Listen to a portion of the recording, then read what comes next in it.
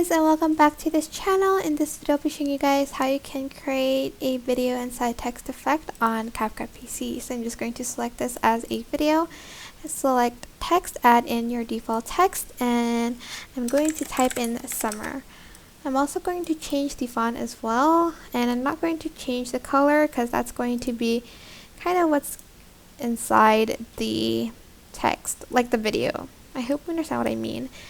Go to media, and I'm going to choose a black background for this, but you can choose it in like reverse, so like it's like a black text but a white background.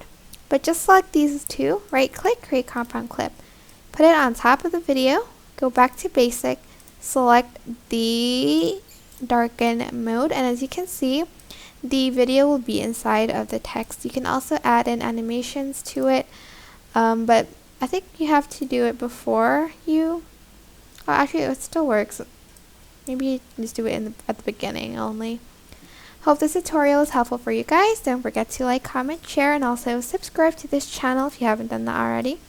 If you have any questions, just leave it in the comment section down below, and I'll try my best to answer them all for you guys. Thank you so much for watching. Bye!